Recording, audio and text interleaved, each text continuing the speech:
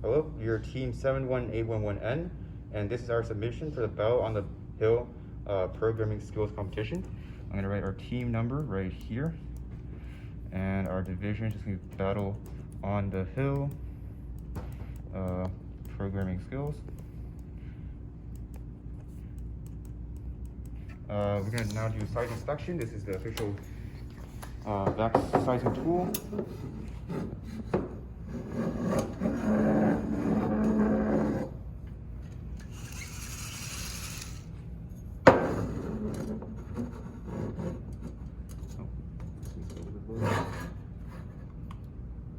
There we go.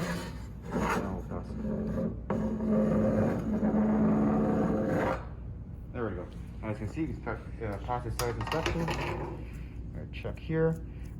We only have one robot that we just showed. We have the two identification plates, one on that side, one on that side. So we're going to check this box. We have nothing that can be intentionally detached, anything that could entangle or damage, nothing that can have sharp edges or corners. Brain power is accessible right here on the back. How to move or flip the robot. We testified the design, building, and programming of the robot was done by us, members of the team. If we take a look at the robot again, you can see all the components are either actually from the VEX website itself, or they're actually little components such as plastic here, and the rubber bands. Plastic is 1/16 inch thick, and there are only two plastic parts: the hood you just saw, and secondary hood right here. And those all fit within a 12-inch by 24-inch sheet. So we will check off this box. No unintended VEX products. Nothing that's non-functional. We already mentioned the plastic earlier. In terms of electronics, we have one V5 brain, one V5 battery, one V5 radio. In terms of motors as well, you can see 1, 2, 3, 4, 5, 6, 7, 8. 8 motors, and that's all the motors we have. We also have sensors, 1, 2, 3 encoders. We have inertials as well. Back here, there's an inertial here being held in with this screw. Inertial on the other side being held in with this screw. You can see we're covering the C-channel holes. We also have, in addition to those, we have 1, 2 line sensors, and those are all the sensors on our robot. So, we already mentioned the brain from before, the radio, no electronics from the other VEX lines, no more than 8 smart motors, no 2-wire motors, only 1 battery you saw earlier. In terms of controllers, we have this V5 controller that we'll be using, as well as the competition switch that we'll be using for our programming skills run. And also in terms of firmware, the brains on, we have VEX operating system 1.0.13, which is the latest firmware available for V5. So we have the controller checked. You haven't modified any electrical components. You haven't used welding, gluing, or anything like that. No pneumatics, nothing from the beta program. We have only cables from the cable stock or directly sold from VEX. Like once again, no non-functional decorations. Latest firmware, we already showed that. No vision sensor, pass, and I'll write my name here. Have another member sign their name at this time.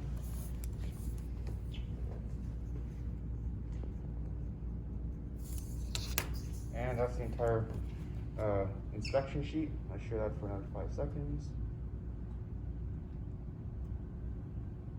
All right. This time I'll write down the code for programming skills given to our team.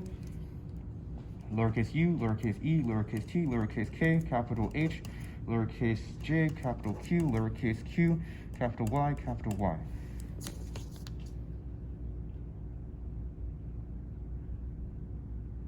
All right. At this time, we will now connect the controller to the robot. As you can see, they're connected. The radio is blinking. Also tether the controller to the configuration switch. You can see, give it a second, that it is paused. We're there. now we can put the robot on the starting position.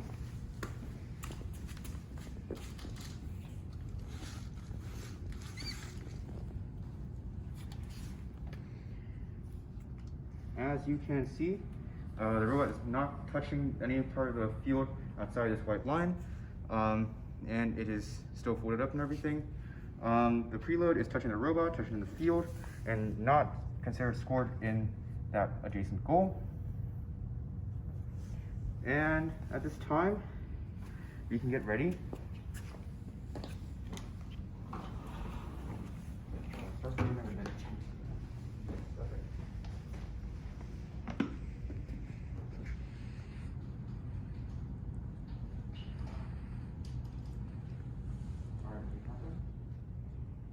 All right, programming in 3, 2, 1, go.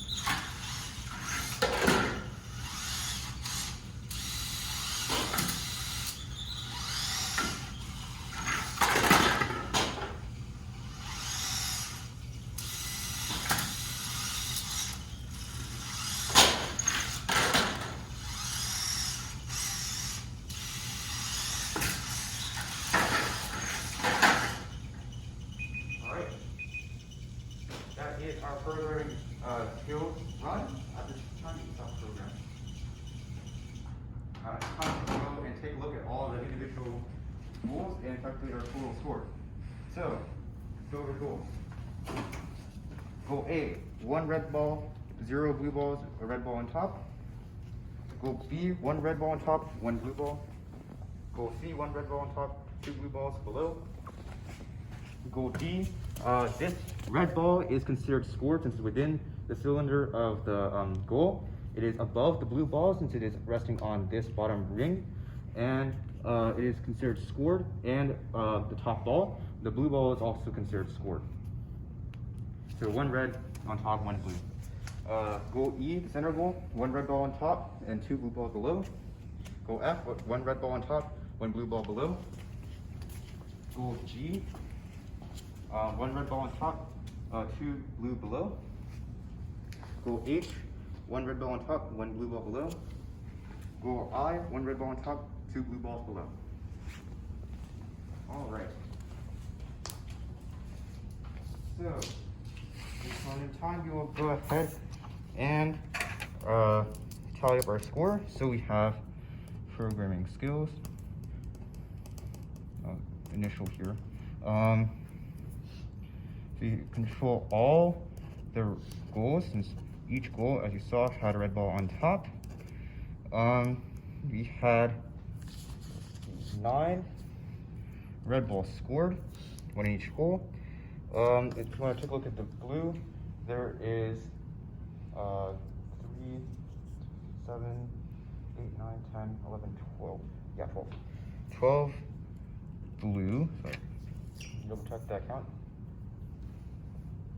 12? Okay. So we have 9. Okay, so there's going to be 8 rows that are connected.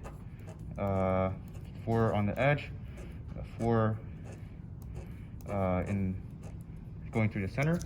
So that's 8 rows times 6 points each. It's 48 points for connecting all the rows. Plus 9 points for the red lines is 57 points for the red lines. Minus 12 points from the blue lines, plus 63. So this is 45 plus 63 equals a 108 point programming skill score. Let's take a look at this for another 5 seconds or so.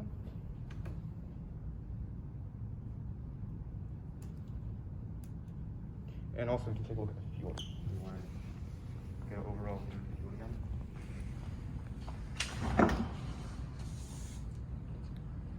Yep. All right. At this point, this concludes our programming skills video for the Battle on the Hill competition.